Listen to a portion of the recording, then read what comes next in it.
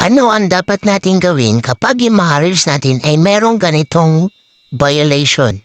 Katulad nito, meron akong dalawang muted due to copyright claim. So, na-mute siya dahil sa ating music na ginamit. So, ano nga ba yung pwede natin gawin? So, huwag niyo po itong bastang i-delete. Huwag niyo muna siyang pumurahin. Dahil merong bagong update si Meta para hindi masayang yung mga views natin. So, huwag niyo muna siyang bastang i-delete. Kailangan lang natin siyang i-modify para ma-replace yung kanyang audio.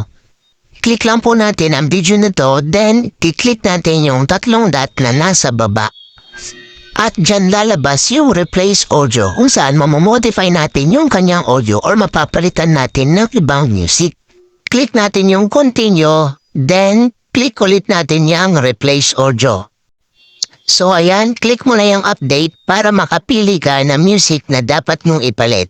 But make sure na hindi na siya makaka-copyright kasi once mo lang ito pwedeng gawin. Kapag second time ay copyright music pa rin yung nailagay mo, tutuluyan nang mawawalan na music or mamimute na siya permanently. After nyo may update yung audio niya, wait nyo lang ng ilang minuto bago nyo i-refresh. Sana nakatulong sa inyo ang video na to. Please like, follow, and share!